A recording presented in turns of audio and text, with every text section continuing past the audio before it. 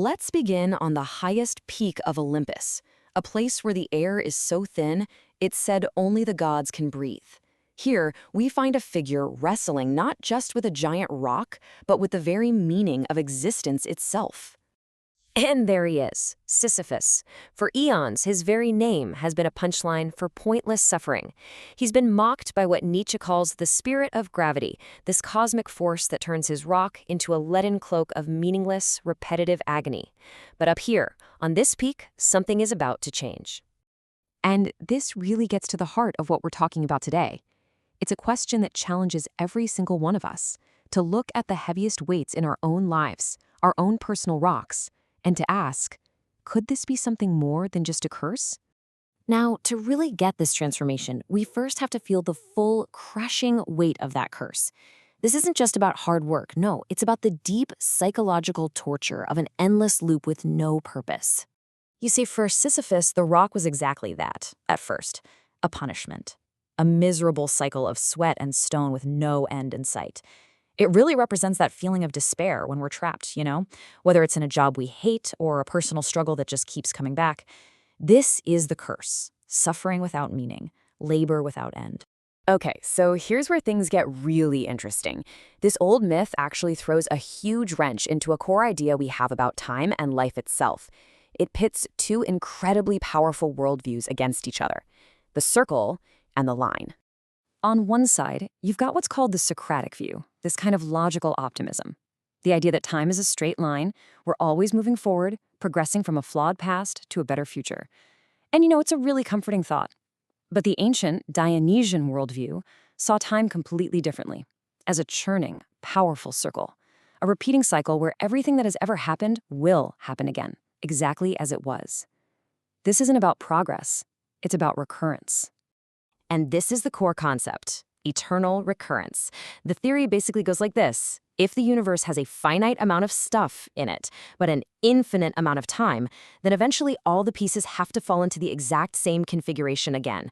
Every single event, every joy, and, this is the tough part, every sorrow must repeat in every excruciating detail, forever. Now that is the ultimate test. And this is precisely why the idea is so utterly challenging. It's not just your greatest triumphs that come back. It's every mistake, every moment of shame, every hollow sorrow returning for all of eternity. To truly face this idea is to stare into what Nietzsche called the terrifying savagery of the abyss.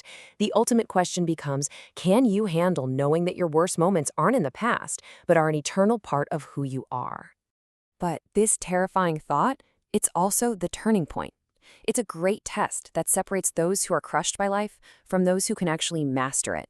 It all comes down to a choice, a single divine yes. So how does Sisyphus pass this impossible test? Well, first, he has to confront the curse for what it is. Then he has to face that great question. Could I live this exact same life with this exact same struggle over and over forever? His choice is to say yes. And in that single moment of affirmation, everything changes. The rock is no longer a punishment. It becomes what's called the obsidian sea of his own will. The struggle itself becomes a source of this deep, primordial joy. And this is so crucial. Saying yes is not passive resignation. It's not just giving up. It's a radical act of creation.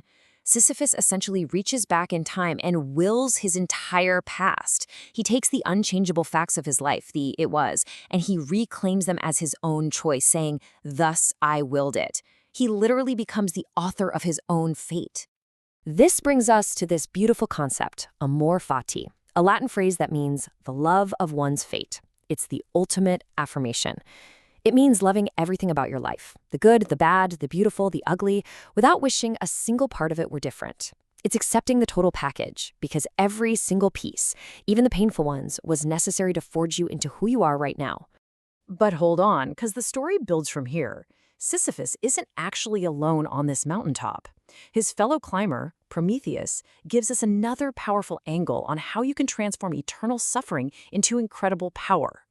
Okay, so you know the story of Prometheus. He's chained to a rock, and every single day an eagle, this eater of raw flesh, comes and devours his liver. I mean, just like Sisyphus's rock, this is a symbol of constant, recurring agony. It's this visceral, unavoidable pain that is just part of his daily existence. But here is the brilliant transformation.